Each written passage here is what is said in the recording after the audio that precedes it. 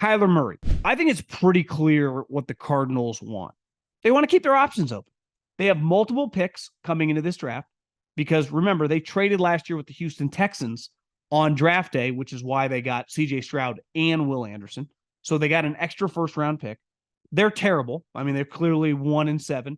The only reason they're technically not the number one overall draft pick is because the Carolina Panthers are 1-8, who play the Bears on Thursday Night Football. Can't wait to watch that game. I'm sure you guys all agree as well. But here's what I think the Cardinals want. They want to just see what they have.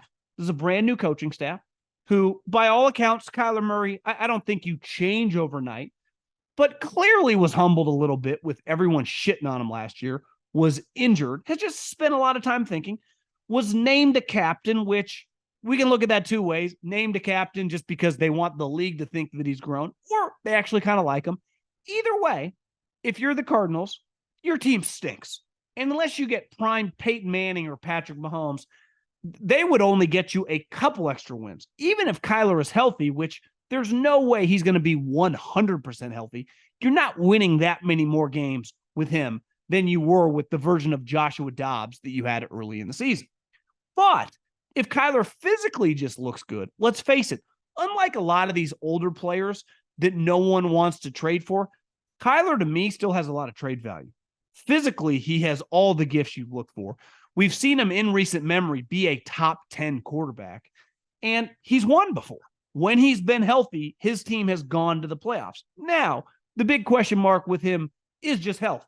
A couple years ago, when they were cruising to win the division, he gets banged up late in the season. They end up not winning the division. They're a wild card. They lose the Rams on Monday Night Football. The next year, he's a complete disaster. Everyone gets fired. He tears his ACL.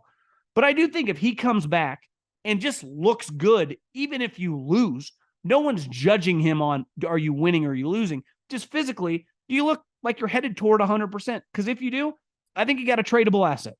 And I think we'll see enough teams that are going to be desperate this offseason.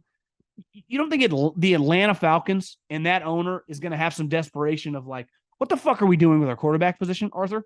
I know you got a mustache, and I know Pat McAfee loves you, but I watch you coach, fantastic offensive coordinator, as the head guy, unlike your dad, who's dominant as the sitting in the A chair. You not so much. This Bijan situation, a problem. We've drafted a million skill guys. I ideally don't want to trade for 34-year-old Russell Wilson. How about trading for a younger Kyler Murray? Can we figure that one out? So I think that he's going to have trade value. And then on the flip side, what if he's just good and you like him? And you keep him. You already got this quarterback under contract. He's definitely talented enough to win with. And you just use those other picks, wait for it, on other players. So obviously you always got to figure out the quarterback position. But what if this guy, who's never going to be a top 2 or 3 quarterback, can just hover around somewhere between like 9 and 14? Because listen, I'm critical of him and his career. I've never disputed his talent. His accuracy, his ability to pass the ball, his ability to move, his ability to see things, his ability to make shit happen. I mean, this guy is way more physically gifted than, let's say, Deshaun Watson. Deshaun's bigger, but Kyler does everything else better, right? In terms of arm strength, in terms of movement, in terms of just speed, in terms of ability to push the ball down the field. So listen, I think he's going to be a fascinating case, and I completely understand why the Arizona Cardinals would play him. It's risky. If he were to get hurt on your watch, you obviously owe him a lot more money, but part of life. It's part of, chasing success. You got to risk some stuff. Some things are going to work. Some things are not. This is a pretty big risk financially, but if you're the coach and the GM, the ROI on if it goes well, to me, is worth that risk. Will Levis named the starting quarterback. You could file that you could see this coming from a mile away. I think the only thing you hope, if you're a Titans fan, is this guy, win or lose, and you guys are going to lose a lot more games than you win, just continues to look like the guy that we saw, not the 4-touchdown game, but on the Thursday night game. Like, God, this is really something. His arm strength is elite. His pocket presence and poise actually was much more impressive than it was last year. Never forget. And listen, you can call me an idiot, but at one point in time, I thought the guy could be the number 1 overall pick in the draft. Then he lost his offensive coordinator. and got Rich Scangarello, who was an all-time disaster, who's currently not working in football, had a team that lost a ton of talent. Offensive line fell off a cliff. Their receivers weren't any good. His star running back, I think, was suspended the first couple games. So it didn't go well. But no one ever disputed Will Levis is pure talent. Now, is he a meathead? Is he kind of a weirdo? We'll see. To me, he's with the right guy that can kind of coach that out of you. Because if that is the case, and listen, I'm not disputing it. I'm not one of those disingenuous media members that see what scouts say, who literally go into these programs, tell you what the coaches are telling them. They don't put their name on it. They're not allowed to, and go, that's bullshit. That's not true. No, that's literally what they're being told by the coaches who spend every minute around these players. So I believe all that stuff. Doesn't mean we can't change. I changed a lot in my 20s. I grew up a lot. I matured a lot. And the one thing we know, anyone who's followed the NFL and followed Mike Vrabel, like, certain shit's not going to be allowed. And he's going to be all over this guy's ass in a good way. So to me, I think Will Levis can grow as a person, and as a player, I think there's a lot to like.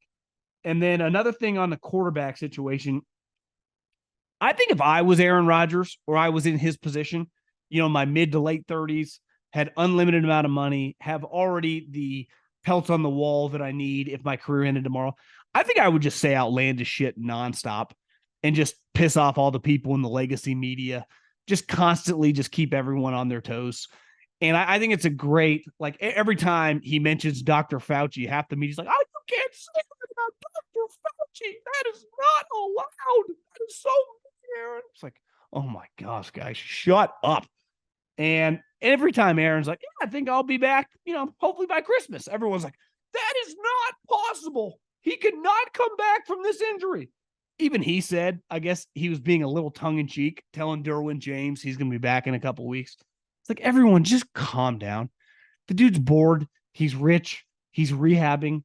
I don't blame him one iota for just constantly saying stuff, knowing he can needle the legacy media big J's.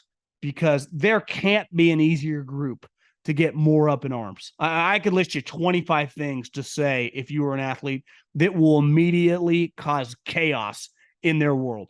And no one is better at it than Aaron Rodgers. And is he coming back this year? No, he's not. Even if he could, he would get killed by that offensive line. I just saw someone DM me that said, basically if people are being too hard on Zach Wilson, it's not all his fault. I agree. It's never all one guy's fault. Their offensive line is not very good, but you can't watch them if you just watch football throughout the weekend and throughout the season and go, yeah, the guy's pretty promising young quarterback. You can give me numbers of previous famous Hall of Fame quarterbacks and go, his numbers are somewhat comparable.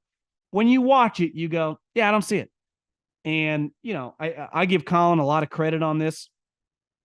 I was a big Baker Mayfield guy.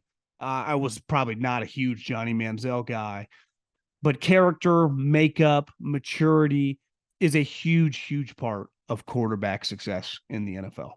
Look at the top 10 most talented guys in the NFL. All high character, super focused, non-fuck around guys. Beloved by their teammates, loved by their coaching staff. And anytime that you bring in immaturity issues, which are normal for 99.9% of us guys, we don't mature at the same rate as women. I would say most of us mature probably greatly in like our 30s, where I was going to high school with girls that are like, God, this girl's ready for like the real world. She's like 17 years old. But there's just something missing with Zach. There has been something missing from the jump. And then there's a skill set where, yeah, he's got a good arm and he can move. Yet when you watch it, it never actually translates to the game. Like Kirk Cousins now for about 7-8 years. Not a great athlete, not the biggest arm, yet you watch him. It's like, yeah, that just works. Does it have its limitations? Of course. But does he know how to play the position? Same thing with Jared Goff. By the second year, Sean McVay goes, and you go, this guy's never going to be Steve Young running around. He's never going to have Tom Brady's arm. But that's what a quarterback looks like. You watch Zach Wilson, you're like, yeah, this guy, I would not want this guy to be my starter.